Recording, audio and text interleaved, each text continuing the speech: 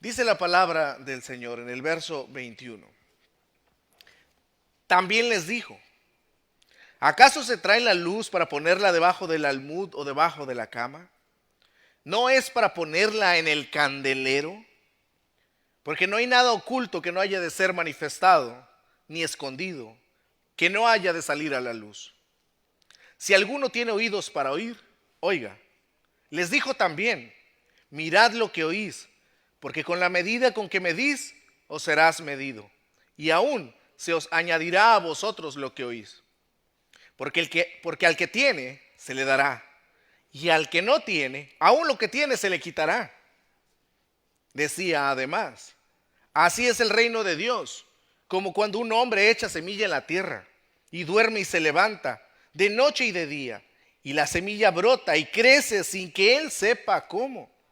Porque de suyo lleva fruto la tierra, primero hierba, luego espiga, después grano lleno en la espiga. Y cuando el fruto está maduro, enseguida se mete la hoz, porque la siega ha llegado. Decía también: ¿a qué haremos semejante el reino de Dios, o con qué parábola lo compararemos? Es como el grano de mostaza, que cuando se siembra en tierra es la más pequeña de todas las semillas que hay en la tierra. Pero después de sembrado crece y se hace la mayor de todas las hortalizas y echa grandes ramas, de tal manera que las aves del cielo pueden morar bajo su sombra. Oremos, amada iglesia. Señor, pedimos tu dirección, pedimos tu bendición sobre tu bendita palabra. Abre nuestro entendimiento. Ayúdanos a madurar, Señor, bíblicamente. Danos la capacidad de entender. Señor, usa tu bendita palabra en el poder de tu Santo Espíritu para edificación de nuestra iglesia y salvación de los perdidos. Pedimos estas cosas, Señor, en el nombre de nuestro Señor y Salvador Jesús. Amén y amén. Pueden sentarse, amados. Gracias.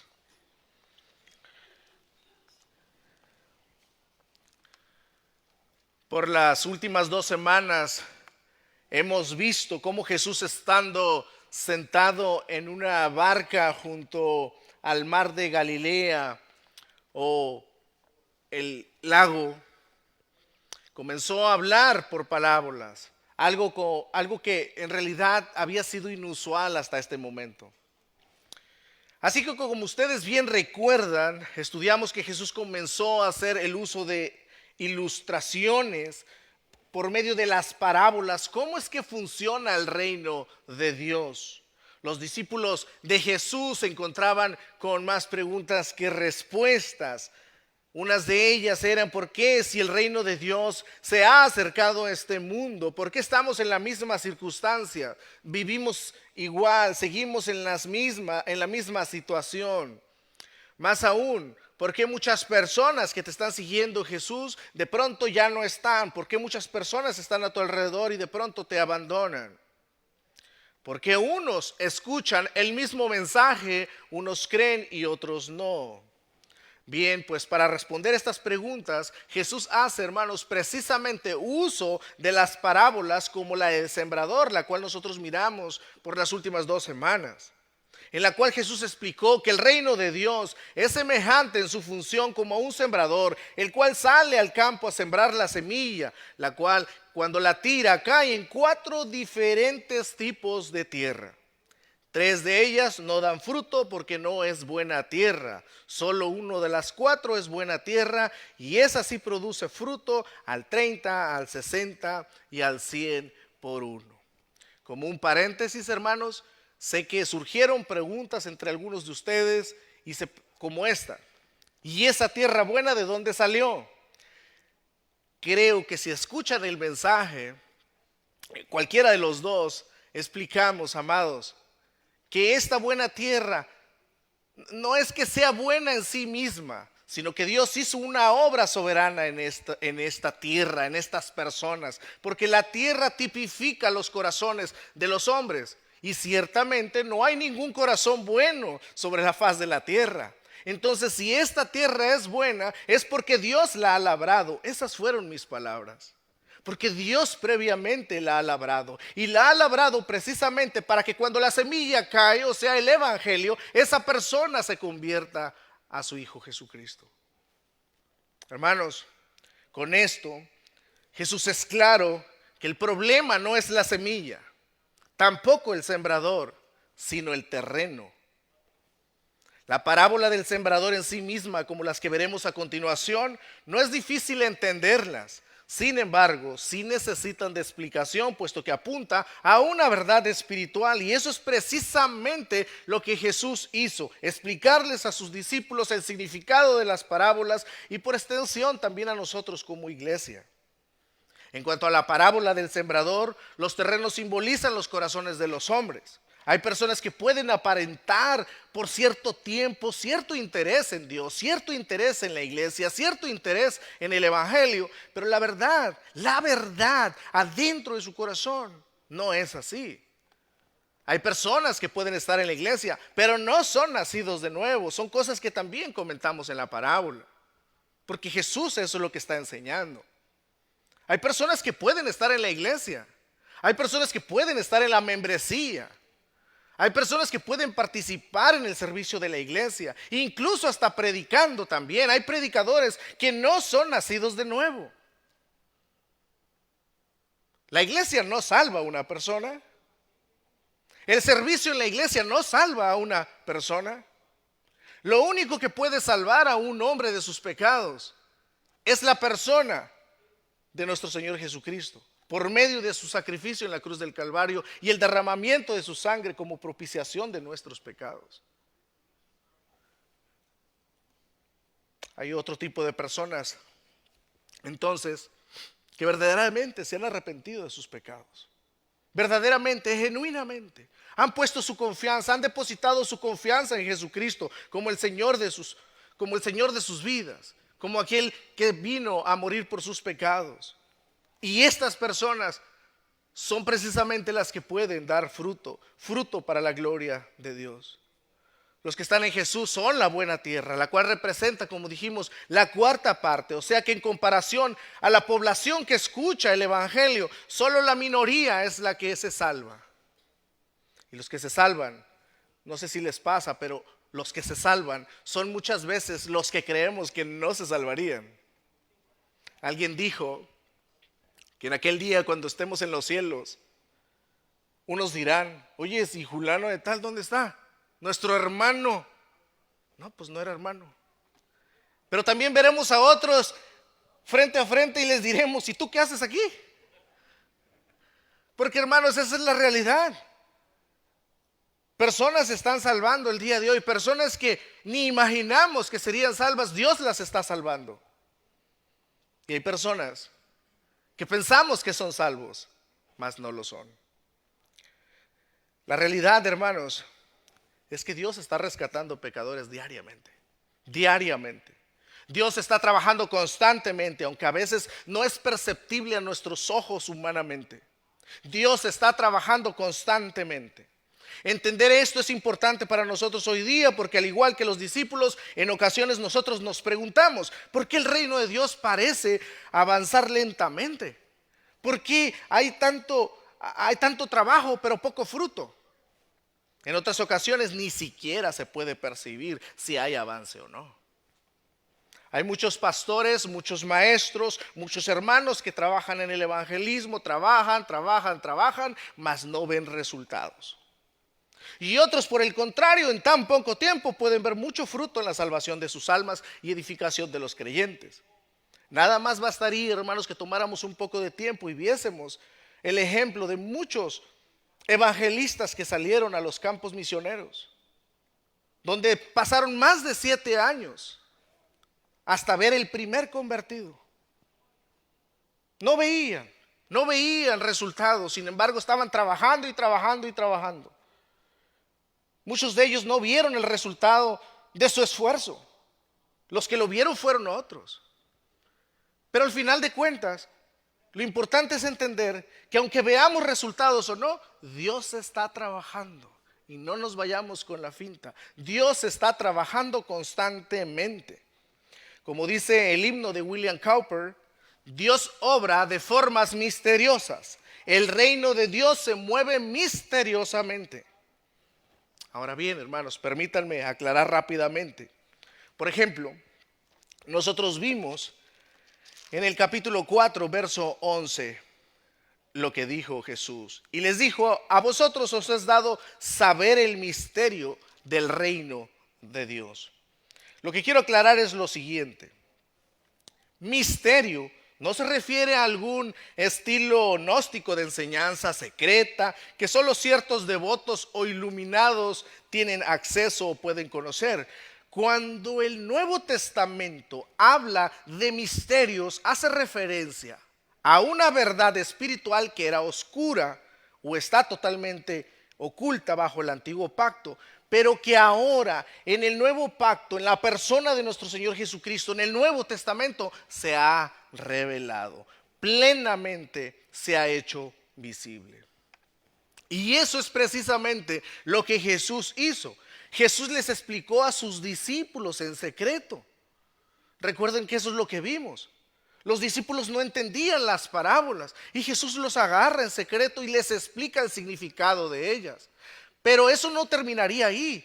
Jesús les explica en privado para que posteriormente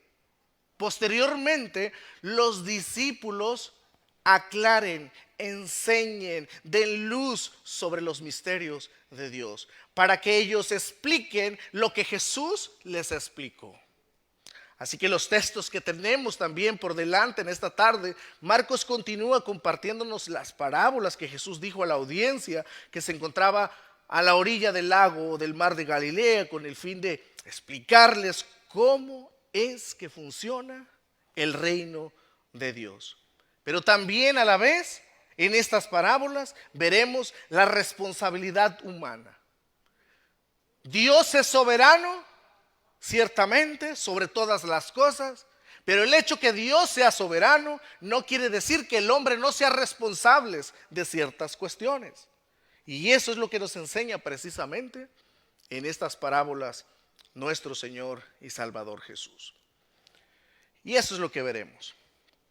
La primera parábola se encuentra en los versos 21 al 23,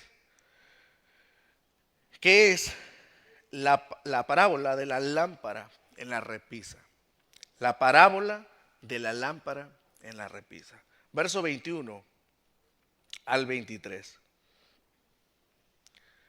También les dijo: ¿acaso se trae la luz para ponerla debajo del almud o debajo de la cama? ¿No es para ponerla en el candelero? Porque no hay nada oculto que no haya de ser manifestado, ni escondido que no haya de salir a luz. Si alguno tiene oídos para oír, oiga. En los días del Nuevo Testamento era común que las personas, para alumbrarse en la oscuridad de la noche, ellos se valían de unas pequeñas lámparas, las cuales funcionaban a base de aceite. En la parte de arriba tenían un orificio y por ahí se metía un hilo que se alimentaba del mismo aceite, y constantemente el aceite se estaba quemando por esa mecha.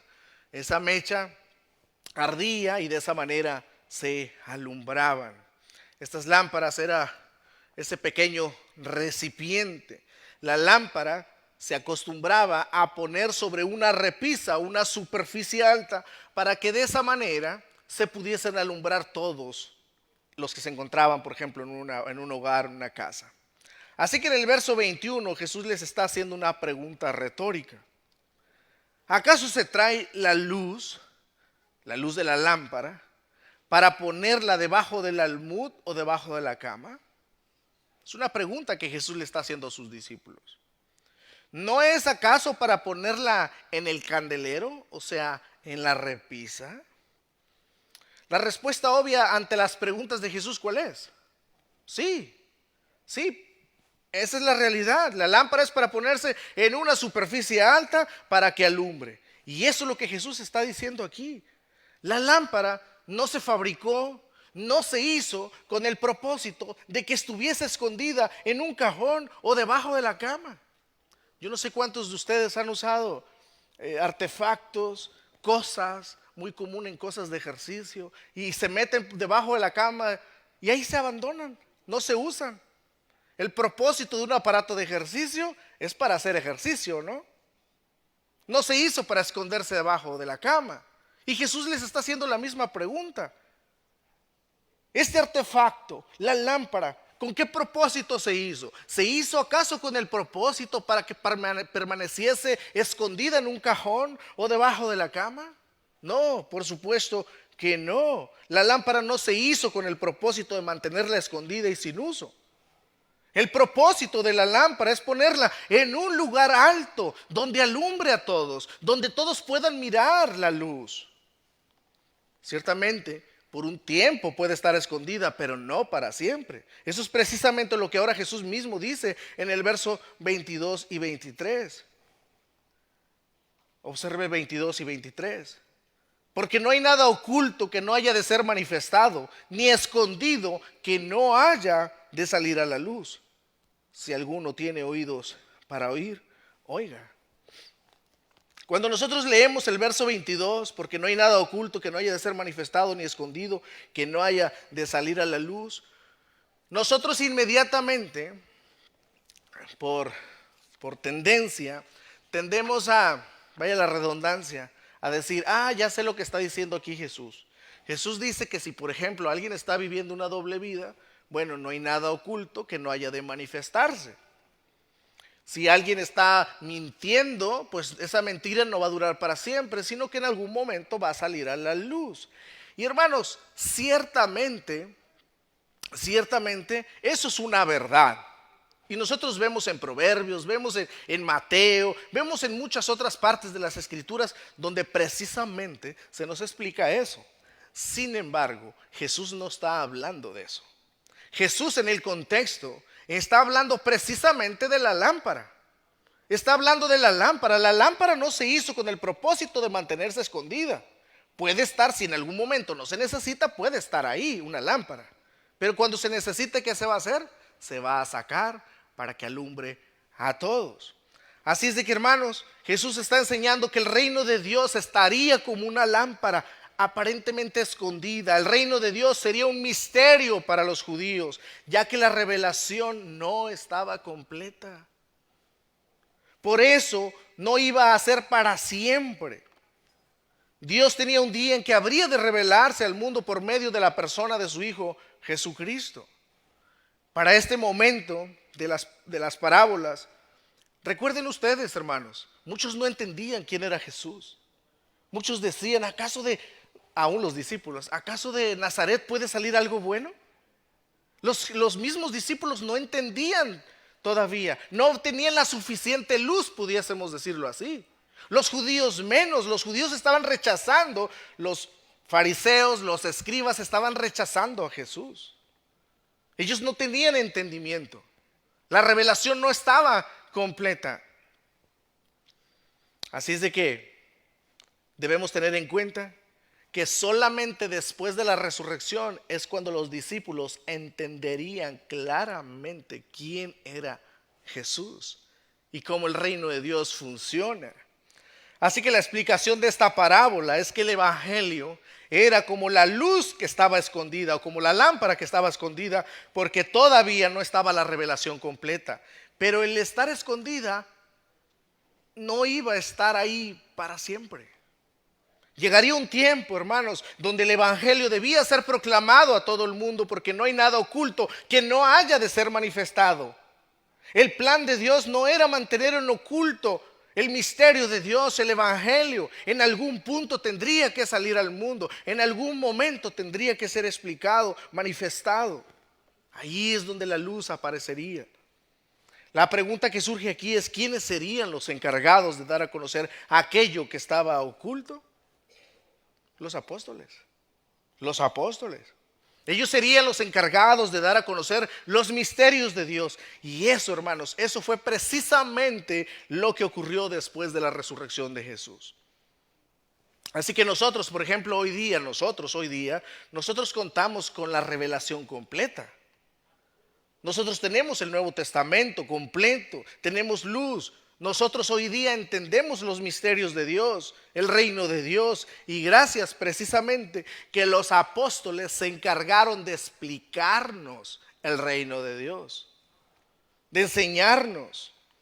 Así es de que ese es el trabajo, o ese fue el trabajo de los apóstoles. Ellos serían los encargados de explicar al mundo el reino de Dios a través de la predicación del evangelio. Y por supuesto, quien puso la luz en la parte más alta de entre todos los apóstoles, podríamos decir claramente que fue el apóstol Pablo, puesto que de los 27 libros del Nuevo Testamento, el apóstol Pablo escribió 13 cartas. Ahora bien, lo que tenemos en los versos siguientes es una advertencia, tanto para los discípulos de Jesús, pero también aplica para nosotros hoy día, porque como lo he comentado, nosotros tenemos ya luz, tenemos la revelación completa, tenemos el entendimiento del evangelio, tenemos entendimiento sobre el reino de Dios. Verso 24 y 25. Les dijo también: mirad lo que oís. O sea, entiendan lo que estoy hablando, entiendan lo que estamos explicando. Porque con la medida con que medís, os será medido, y aún se os añadirá a vosotros lo que oís. Porque al que tiene se le dará, y al que no tiene aún lo que tiene se le quitará. Hermanos, aquí lo que tenemos es la ley de la retribución. ¿Qué es lo que Jesús nos está diciendo acá?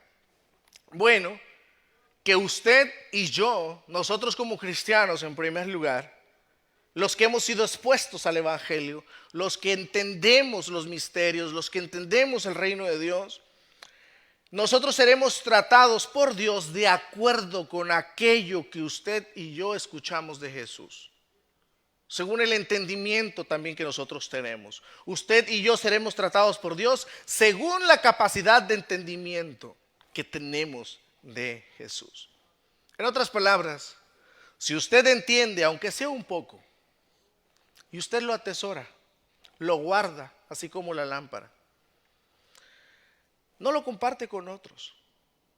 Sí, yo entiendo el evangelio, yo conozco el reino de Dios, pero lo guardo, ese entendimiento lo guardo como una lámpara debajo de la cama o en un cajón. Bueno, Dios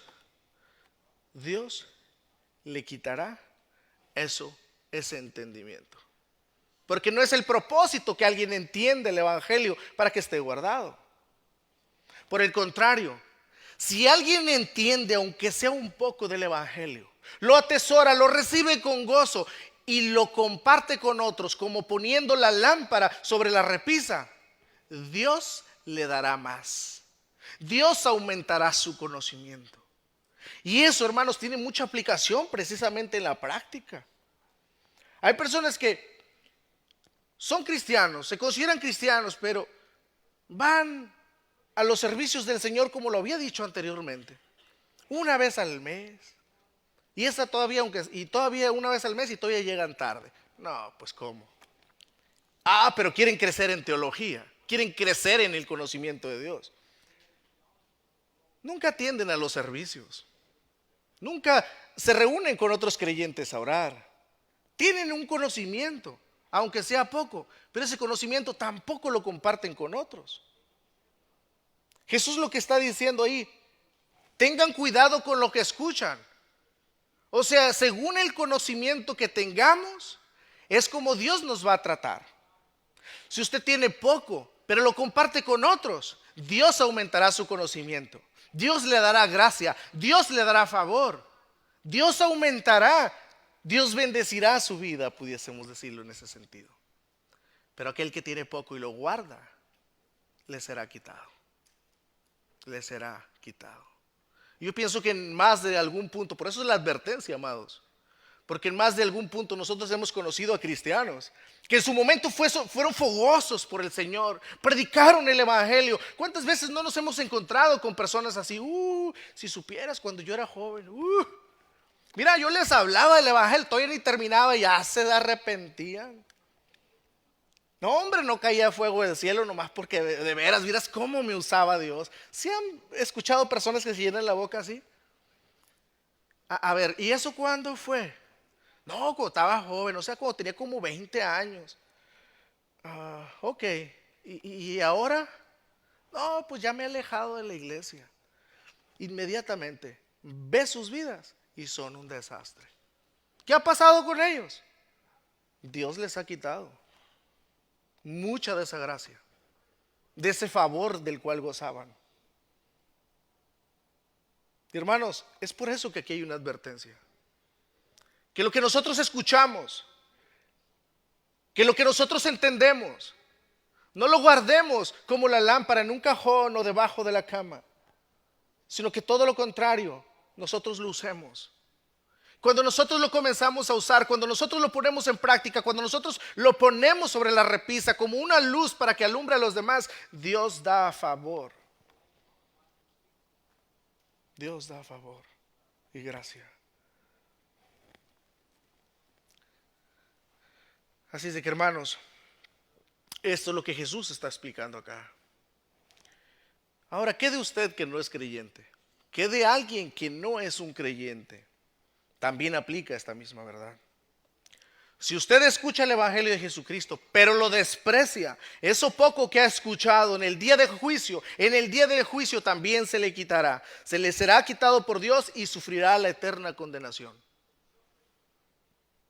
Mas si eso poco que entiende, de igual manera, lo recibe con gozo. Si yo no entiendo mucho, pero yo quiero aprender. Yo quiero conocer al Salvador, yo quiero conocer a Jesús, yo quiero saber cómo puedo tener una vida en Dios, yo quiero saber cómo puedo ser perdonado de mis pecados. Dios le dará favor, Dios le concederá gracia y ese aumento será de continuo. Y esa es la primera parábola. La segunda parábola es la que tenemos nosotros en los versos 26 al 29. Y es la parábola de la semilla. Verso 26. Decía además, así es el reino de Dios, como cuando un hombre echa semilla en la tierra, y duerme y se levanta de noche y de día, y la semilla brota y crece sin que él sepa cómo. Porque de suyo lleva fruto la tierra, primero hierba, luego espiga, después grano lleno en la espiga. Y cuando el fruto está maduro, enseguida se mete la hoz porque la siega ha llegado. Mis amados hermanos, la parábola de la lámpara sobre la repisa habla sobre la responsabilidad humana.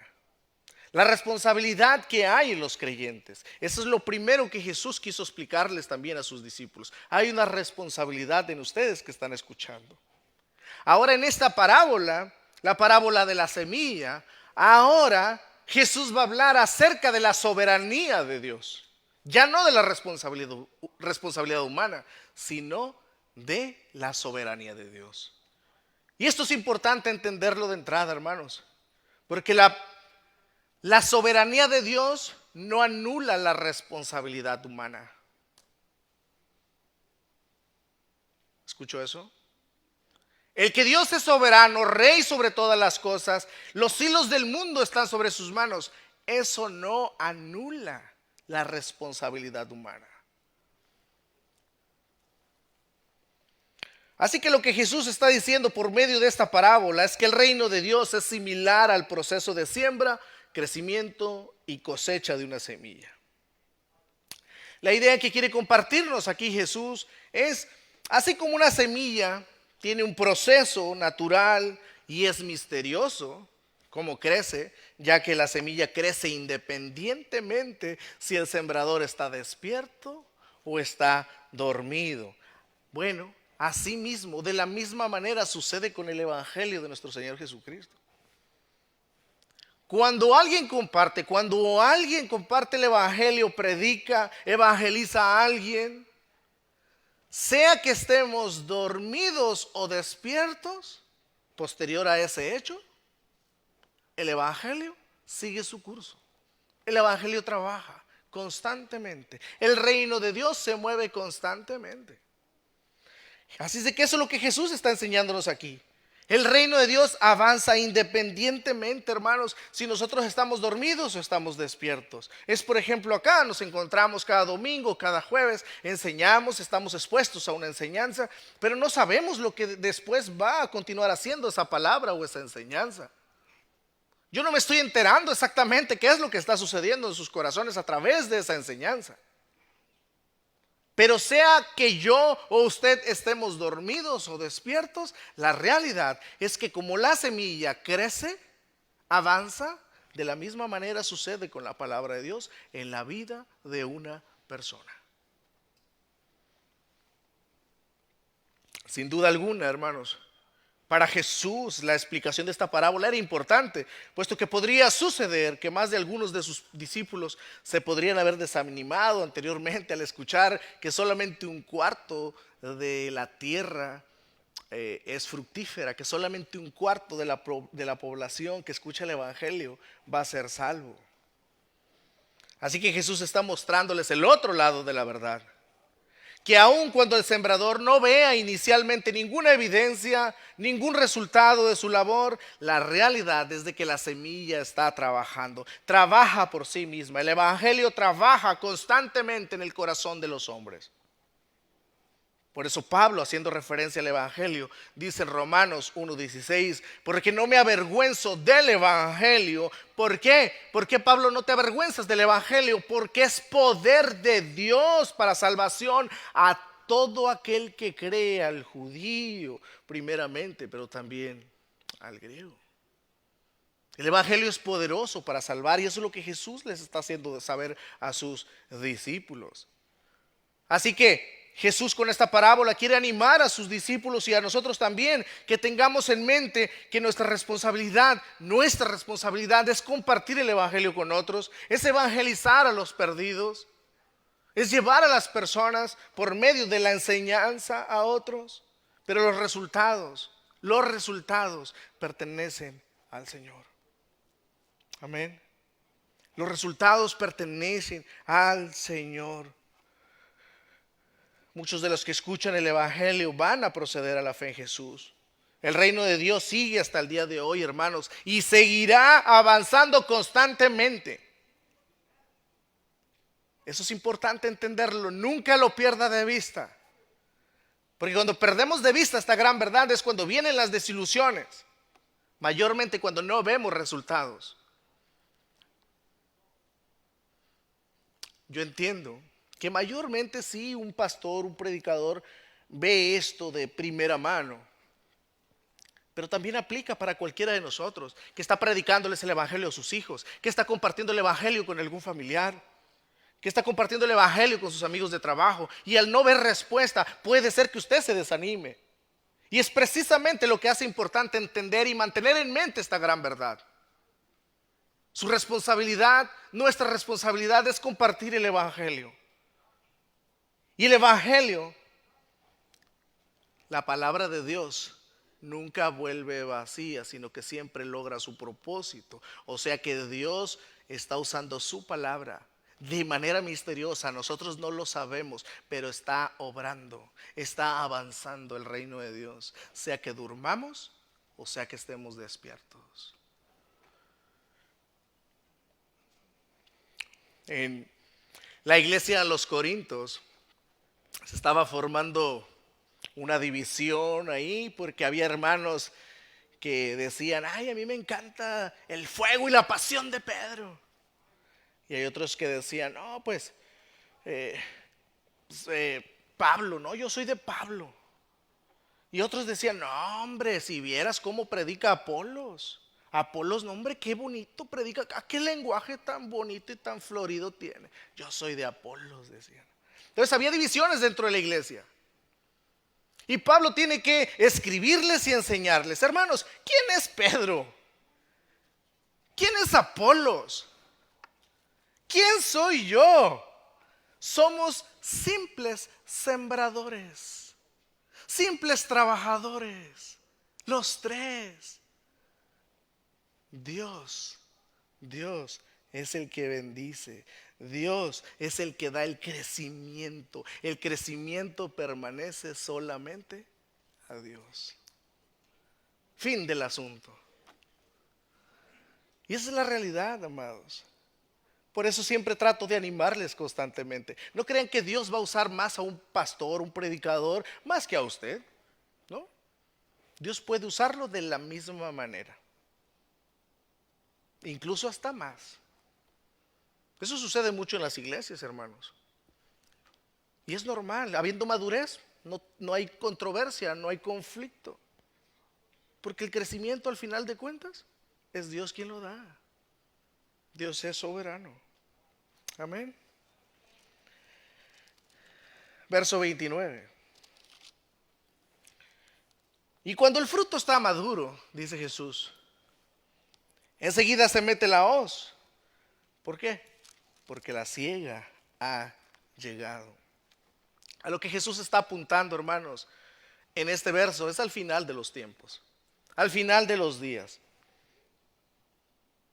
Al final de los días habrá una cosecha. Jesús en su segunda venida levantará a su familia, la familia de Dios, su iglesia. Esté donde esté, desde todas las latitudes del mundo, de toda tribu, de toda lengua, de toda nación, Dios levantará su cosecha. A todos aquellos que han puesto su fe y su confianza en Jesucristo. Yo estoy aquí predicando, sembrando y no sé en qué tipo de terreno va a caer la semilla, no sé cómo el evangelio va a producir fruto en usted, pero lo que sí sé es que ella trabaja, ella avanza, ella crece y al final de los días vendrá una cosecha. Al final de los días Dios vendrá por los suyos. Eso es lo que Jesús está explicando en esta parábola. Dios es soberano. Finalmente, tenemos la parábola de la semilla de mostaza, y eso está en los versos 30 al 32. Decía también: ¿a qué haremos semejante el reino de Dios? ¿O con qué parábola la compararemos? Dice Jesús: es como el grano de mostaza, que cuando se siembra en tierra es la más pequeña de todas las semillas que hay en la tierra, pero después de sembrado crece y se hace la mayor de todas las hortalizas y echa grandes ramas, de tal manera que las aves del cielo pueden morar bajo su sombra. La parábola de la semilla de mostaza. Le decía a mi esposa: me es inevitable, amor, traigo una cancioncita aquí que no me la puedo quitar. No sé si ustedes también suceda al escuchar esta. Si tuvieras fe. En algún momento algunos la cantan. No me hagan caso, hermanos. No tengo lucha. En esto, hermanos, la parábola de la semilla de mostaza ciertamente es una de las más conocidas. Hay canciones, hay cantos en base a esta parábola, la semilla de mostaza. Así es que Jesús pregunta: ¿con qué compararemos al reino de Dios? No perdamos de vista, Jesús está explicando a sus discípulos cómo es que funciona el reino de Dios, cómo es que se mueve, cómo es que avanza. Bueno, hay una responsabilidad humana, pero Dios es soberano también. Dios es soberano. Y Jesús cuenta esta última parábola. El reino de Dios es como un grano de mostaza. Algo muy importante entender de entrada aquí es que Jesús no está comparando el reino de Dios con un grano de mostaza, sino más bien lo compara con lo que sucede al grano de mostaza, que es muy diferente. El grano de mostaza era una semilla muy pequeña, tan pequeña, ciertamente aquí dice, hermanos, que era la más pequeña de la tierra. No estamos seguros de eso. Se dice que hay otras semillas más pequeñas, pero Jesús la compara al final de cuentas con la semilla más pequeña que contaban en ese momento o que conocían los que estaban escuchando. ¿A qué compararemos el reino de Dios? A una semilla de mostaza. La semilla de mostaza era la más pequeña que ellos conocían. Esta pequeña semilla llegaba a un punto que daba una ramita. Pero esa ramita crecía y crecía y crecía al punto que podía lograr una estatura de 3 o hasta 4 metros. De una semilla tan pequeña se hacía un árbol alto. Y no solamente que era alto, sino que de esta semilla de mostaza salía el árbol alto, pero ese árbol producía unas hojas que eran muy grandes, las cuales eran frondosas. Y como ustedes imaginarán, al ser frondoso, pues como dice Jesús mismo, las aves venían y se postraban o se posaban sobre la sombra de este árbol. Así que Jesús está enseñando el mismo concepto. Así es como el misterio de Dios, así es como el reino de Dios funciona. Como algo tan pequeño puede producir algo tan grande. Así mismo, hermanos, comenzaría la expansión del reino de Dios desde el momento mismo de la encarnación de Jesús. El reino de Dios se había acercado. Ciertamente Jesús lo dijo y lo vimos, lo estudiamos en Marcos 1:15. Pero el reino de Dios se acercó desde el momento mismo que Jesús se encarnó. ¿Quién se iba a imaginar que el Rey de Reyes, el Dios soberano del universo, la segunda persona de la Trinidad, iba a nacer en una pequeña aldea como Belén? ¿Quién se iba a imaginar eso? Pero de esa pequeña aldea, de esa comunidad que ni siquiera era contada en el censo, ni siquiera era tomada en cuenta para el censo de personas por tan insignificante que era para los judíos, ahí nacería nuestro Señor y Salvador Jesucristo. ¿Quién se iba a imaginar eso? De ahí, de ese pueblo pequeño saldría aquel que vendría a salvar a los judíos y gentiles de sus pecados. De ahí. Todos veían crecer a Jesús como el hijo de José, un carpintero de Nazaret, pero no se imaginaban que Jesús era el Hijo de Dios encarnado, que habría de salvar al mundo de sus pecados, precisamente mediante el sacrificio de su propia vida en la cruz del Calvario. Aún más, ¿quién se podría imaginar, hermanos, que de 12 hombres comunes, pescadores, iba a depender el crecimiento, el inicio y el crecimiento de la iglesia cristiana? ¿Quién? ¿Recuerdan que vimos eso? Jesús no tenía un plan B, siempre fue un plan A. ¿Quién se iba a imaginar que de ese puñado de hombres iba a crecer el cristianismo? De esos hombres dependía la predicación del evangelio desde los primeros días. Los 12 apóstoles atraerían a las personas a Dios por medio de la predicación del evangelio. Así como el árbol de esta semilla atraía a las aves del cielo para que moraran bajo su sombra, todos los que creyeran en Jesús a través de su predicación, hermanos, prácticamente no solo se refugiarían, sino que vivirían bajo la sombra del omnipotente Dios. Como dice el Salmo 91:1. Y eso es lo que Jesús está enseñando acá. De algo insignificante, el reino de Dios crece, avanza. Y por eso el tema, hermanos, el reino de Dios y su avance constante. Verso 33 y 34, finalmente. Con muchas parábolas como estas les hablaba la palabra conforme a lo que podían oír. Y sin parábolas no les hablaba, aunque a sus discípulos en particular les declaraba todo. Hermanos, como dije anteriormente, Jesús atraía a sus discípulos y a ellos sí les explicaba en privado, pero no sería para siempre. Los discípulos de Jesús tendrían que ir a predicar esa verdad que ellos contenían en sí, porque Jesús se las transmitió. Ahora tenían que ir a poner como la lámpara arriba de la repisa para que alumbrase a todos los hombres.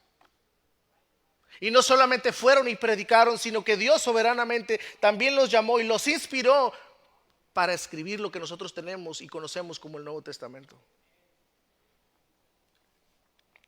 La luz no estaría escondida para siempre. Habría de revelarse el mundo. Amén. Qué bendición, hermanos, entender y estudiar las parábolas de Jesús. Marcos ciertamente, yo estoy terminando para acercarnos a las conclusiones, pero Marcos ciertamente, hermano, nos compartió, hemos visto aquí estas parábolas, 3 y 4 con la parábola del sembrador.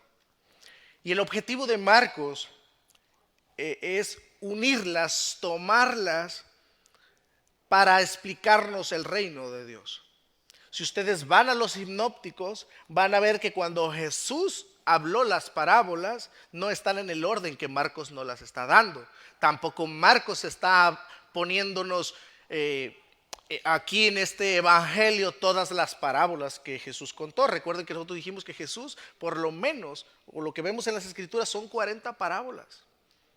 Así es que Marcos nomás está tomando estas para enseñarnos acerca del reino de Dios, o lo que Jesús enseñó acerca de él. ¿Qué podemos aprender entonces del reino de Dios en conclusión por estas parábolas, hermanos? El reino de Dios, la palabra reino, precisamente significa dominio. La palabra reino significa dominio, y dominio precisamente significa también soberanía. El reino de Dios se ha acercado, el reino de Dios, el dominio, la soberanía. Nosotros sabemos por medio de las escrituras que Dios es rey soberano, tiene dominio sobre el universo entero. El universo entero está bajo la mano poderosa de nuestro Dios. Cuando Jesús vino, hermanos, a este mundo predicando el reino de Dios, Él dijo: mi reino no es de este mundo, haciendo referencia, su morada no era acá. Dios mora en los cielos. Los seres humanos habitamos este planeta. En el planeta, en otras cartas, nosotros vemos que el reino de Dios no es de este mundo. Pero las personas que habitan este mundo están bajo el reino ¿de quién? Del diablo, de Satanás. O sea, el mundo, después de la caída de Adán y Eva, nuestros primeros padres, pues quedó en oscuridad completamente. El ser humano quedó completamente a su merced, incapaz de salvarse a sí mismo. Y precisamente en el plan de salvación de Dios fue enviar a su Hijo Jesucristo con la finalidad de reinar sobre los corazones, sobre las vidas de personas que recibirían por medio de la fe a Jesús. Y es así como Dios está reinando hoy día. Dios reina. Sabemos que un día Dios reinará finalmente, pero Dios ya está reinando, y Dios está reinando en corazones como nosotros, como su iglesia, que ha recibido a Jesús por medio de la fe y el arrepentimiento. Así es de que Dios reina, hermanos, y eso es en primer lugar. Dios reina independientemente que el hombre o que ciertos hombres continúen bajo el dominio o potestad del diablo. Dios es quien reina. Recuerden que Satanás no está por encima de Dios, Dios está por encima de todo, incluido Satanás, y eso ya lo vimos y lo veremos también más adelante. Así que eso en primer lugar. En segundo lugar, estas parábolas nos enseñan precisamente que Dios usa personas como tú y como yo para alcanzar a otros. Mis amados, si Dios hubiese querido salvar al mundo por medio de la predicación de ángeles, Dios lo hubiese hecho. Pero Dios decidió que la predicación del evangelio cayera en nuestra responsabilidad, pero también privilegio. Así que Dios usa hombres como tú y como yo para salvar al mundo. Dios usa hombres y mujeres como tú y como yo para llevar el evangelio a otros. Ya hemos estudiado cómo la parábola del sembrador, por ejemplo, hace referencia a Jesús mismo. Jesús era el sembrador, Él era el que estaba plantando la palabra, pero también tiene aplicaciones para nosotros, que también sembramos de una manera u otra la palabra de Dios a las personas. Dios usa instrumentos como tú y como yo. Nosotros sembramos y los resultados le pertenecen al Señor. Amén. En tercer lugar, concluimos que el reino de Dios y su avance es constante. El reino de Dios y su avance es constante. Hermanos, en ocasiones es visible y en otras ocasiones no. Les decía anteriormente también que ciertamente nosotros como pastores más vemos eso, mayormente cuando comenzamos una obra, cuando Dios nos llama a plantar una iglesia como FBC. Precisamente pasamos por esto, donde de pronto ya no cabíamos allá y nos veníamos acá. Y de pronto se iban. Y teníamos que volver a uno de los salones porque esto nos quedaba demasiado grande. Era la una y no había nadie en el parking, en el estacionamiento. ¿Qué es lo que nos sostuvo? Todo ese tiempo, mucho tiempo. Esto precisamente. Entender esto. El crecimiento es Dios quien lo da. Lo que uno debe de hacer, nuestra responsabilidad, es compartir el evangelio a otros. Dios, o en la mano de Dios, están los resultados. En ocasiones entonces es visible, en otras ocasiones no es visible, pero lo que es cierto es que su crecimiento es constante. Sea que estemos despiertos o estemos dormidos, el evangelio está produciendo fruto. Hay personas que van a creer en el evangelio, buena tierra, y ahí es donde va a producir mucho fruto. Algunos al 30, otros al 60 y otros al 100, pero la realidad es que el creyente produce fruto. Amén. Finalmente, termino con esto. El mundo está en constante cambio, lo que el mundo le llama también modernizándose. Y nosotros lo vemos. Nosotros vemos, las personas que nos llevan más edad, por supuesto, han visto más esos cambios constantes que el mundo está teniendo o que ha tenido por los últimos años. El mundo se sigue según modernizando y ciertamente en algunas áreas son buenas, pero también según bajo ese mismo criterio de modernizarse, se están infiltrando al mundo, se están metiendo ideologías que son contrarias a la voluntad de Dios. Y hermanos, ante esas ideologías, pareciese que el evangelio no puede penetrar esas murallas. Y muchos se desaniman. Y ven todas estas nuevas ideologías, estas falsas enseñanzas, incluidos falsos maestros, como algo impensable que alguien se vaya a convertir. Muchos se desaniman, puesto que piensan que no va a haber fruto, que la iglesia, peor aún, que la iglesia no va a avanzar. Quiero imaginarme que hay muchos que hasta piensan en sus mentes que el cristianismo va a desaparecer, porque lo sé. Quiero imaginarme en el sentido, hermanos, de que no lo ignoro. Hay muchos cristianos que ante esa ola, ante esa presión, muchos dicen, el cristianismo va a desaparecer. Incluso hoy día, en estas semanas, no sé cuántos de ustedes escucharon que aquí en el Congreso algunos dijeron que ya por fin los extraterrestres existen. No sé quiénes de ustedes escucharon eso. Y hay muchos preocupados hoy día ya por las redes, mandando muchos pastores, conocidos, no conocidos.